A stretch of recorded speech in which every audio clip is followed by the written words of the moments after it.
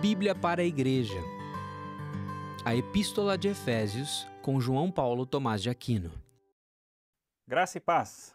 Este é o Bíblia para a Igreja e é uma alegria podermos estudar a Bíblia juntos. Nestes episódios nós vamos estudar a carta de Paulo aos Efésios e começaremos com os dois primeiros versículos que nos dizem assim: Paulo, apóstolo de Cristo Jesus pela vontade de Deus, aos santos que vivem em Éfeso e são fiéis em Cristo Jesus. Que a graça e a paz de Deus, nosso Pai, e do Senhor Jesus Cristo estejam com vocês.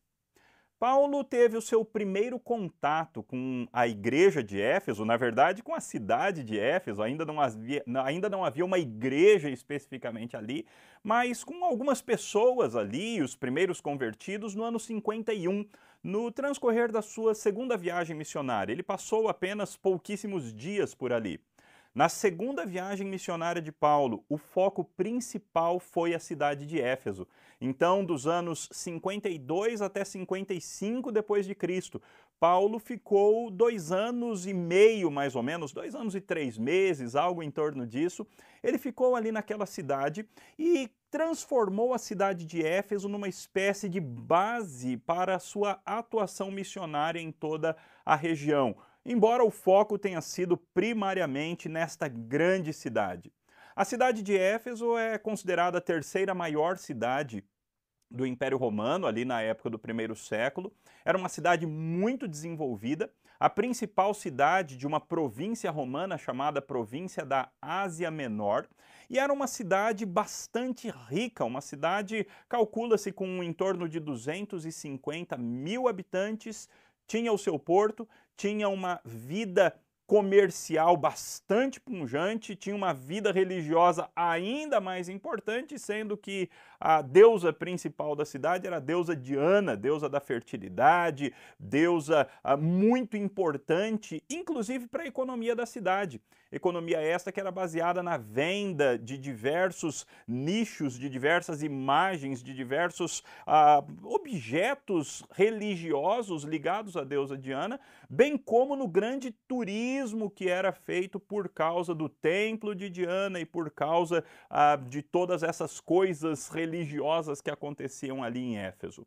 Esta é a cidade que o apóstolo Paulo escolhe para desenvolver o seu ministério e uma das cidades onde ele gasta mais tempo no transcorrer de toda a sua carreira missionária, como eu já disse, ficando ali 2 anos e 3 meses.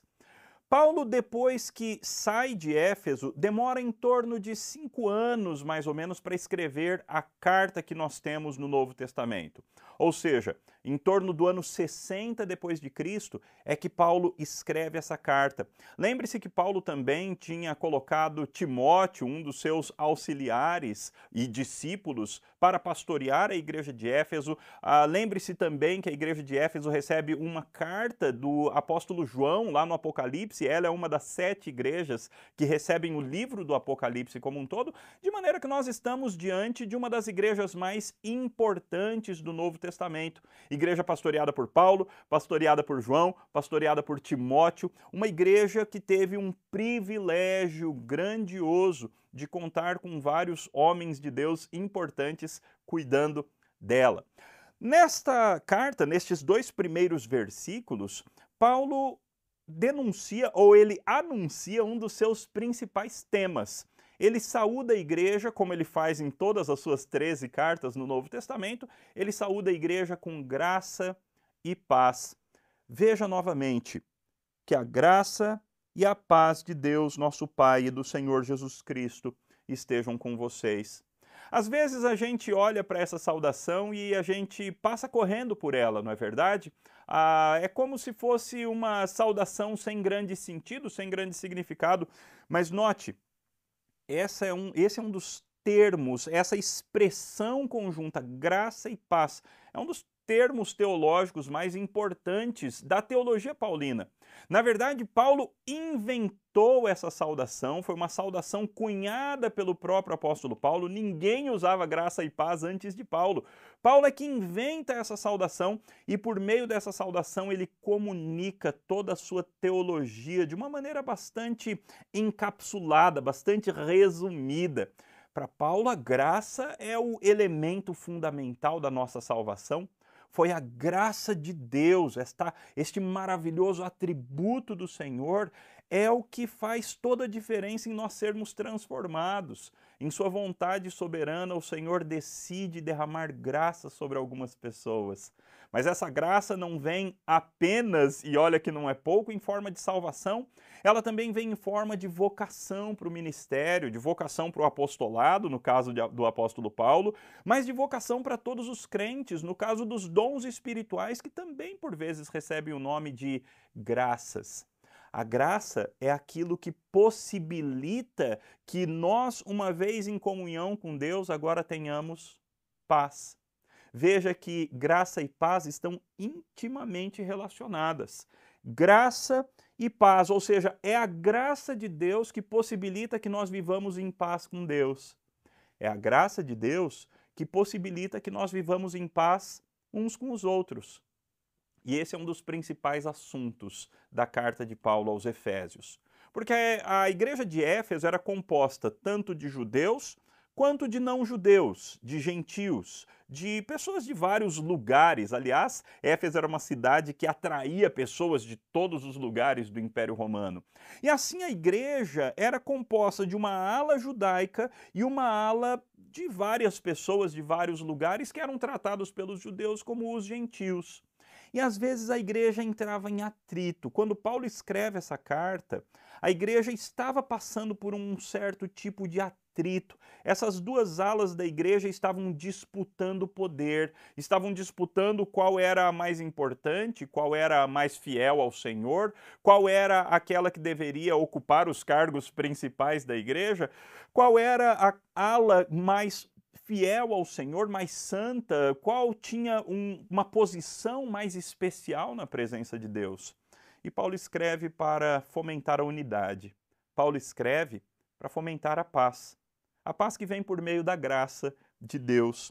Se você ler a carta inteira de Paulo aos Efésios, você vai reparar que muitas vezes Paulo usa os termos graça e paz no transcorrer da carta inteira. Por exemplo, lá no capítulo 1, versículo 6, Paulo diz que a salvação aconteceu para louvor da glória da graça de Deus. Lá no capítulo 1, versículo 8, ele diz que a remissão dos pecados acontece segundo a riqueza da graça de Deus.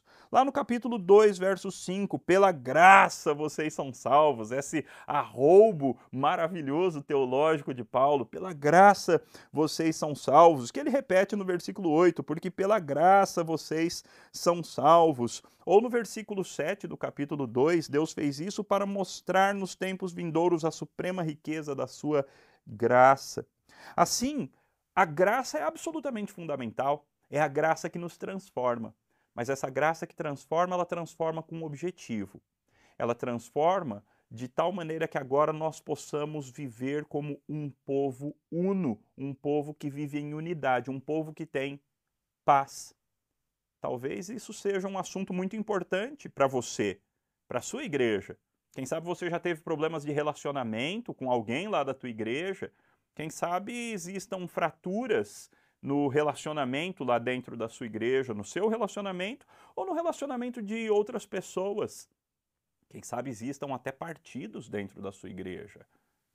A carta de Paulo aos Efésios nos relembra que a igreja não pode ser dividida. A graça de Deus nos obriga a viver em paz. É isso que Paulo diz, por exemplo, no capítulo 2, versículo 14, porque ele, Cristo, é a nossa paz. De dois povos ele fez um só. Mais à frente, no versículo 15 do capítulo 2, Cristo aboliu a lei dos mandamentos na forma de ordenanças, criando para si uma nova humanidade, fazendo a paz. Ele evangelizou paz para os que estavam longe e paz para os que estavam perto. De maneira que esse binômio, graça e paz, é um binômio muito importante para o apóstolo Paulo. Essa expressão é uma expressão que transmite, que comunica de maneira muito resumida toda a teologia do apóstolo Paulo. Olha que essa é uma afirmação bastante abrangente, não é? Toda a teologia do apóstolo Paulo é transmitida dessa maneira encapsulada e resumida. graça e paz. Por isso que isso virou uma saudação na igreja primitiva, graça e paz. Agora, note que lá nos últimos versículos da carta de Paulo aos Efésios, Paulo comunica mais uma vez essa teologia, mas ele inverte. Ele introduz a sua carta com graça e paz. E ele encerra, ele conclui a sua carta com paz e graça. Olha lá no versículo 23 do capítulo 6. Paz seja com os irmãos, e amor com fé da parte de Deus Pai e do Senhor Jesus Cristo. A graça esteja com todos os que amam sinceramente o nosso Senhor Jesus Cristo. Então veja, Paulo começou com graça e paz, e ele conclui com paz e graça, de tal maneira que ele coloca graça e paz e graça como um parênteses abrangendo toda a carta, abraçando toda a carta. Ou seja, essa é a carta da graça e da paz. Essa é a carta na qual nós aprendemos a respeito da grande e maravilhosa graça de Deus. E uma vez aprendendo a respeito da graça, nós precisamos também aprender a viver em paz. Mas por enquanto nós não falamos muito do versículo 1. Então, rapidinho, nós vamos ver. Paulo define a si mesmo como apóstolo de Cristo Jesus pela vontade de Deus. Paulo normalmente se define dessa maneira quando ele precisava relembrar os cristãos para quem ele escreve da sua identidade oficial. Ele não é um mero amigo que está escrevendo, ele não é um dos líderes da igreja, mas ele é um apóstolo. Ele é um representante oficial do Senhor Jesus Cristo. E ele deixa isso ainda mais claro quando ele diz apóstolo de Cristo Jesus pela vontade de Deus. Provavelmente, alguns membros da igreja de Éfeso estavam questionando a autoridade apostólica de Paulo, e por isso é que ele começa com essa carteirada, como se diz em linguagem bastante simplória, não é? Ele começa anunciando, olha, quem está escrevendo essa carta é o Paulo, apóstolo de Cristo Jesus, pela vontade de Deus, então é melhor que vocês ouçam o que eu estou dizendo, diria o apóstolo Paulo. E para nós, isso nos relembra que o texto que nós estamos tratando é a palavra de Deus. É palavra de Cristo. Este escritor, ele era um representante oficial do Senhor Jesus Cristo, convocado por Cristo como seu representante. E assim, quando nós lemos a carta de Paulo aos Efésios, nós estamos lendo a palavra de Deus. Paulo também define os destinatários para quem ele escreve. Ele os define como santos e fiéis em Cristo Jesus. Santos que vivem em Éfeso e fiéis em Cristo Jesus. Não era fácil ser santo vivendo em Éfeso. Não era fácil manter a santidade vivendo numa sociedade tão corrompida quanto Éfeso. Provavelmente Éfeso era pior do que a nossa sociedade atual em matéria de sujeira moral, por incrível que pareça.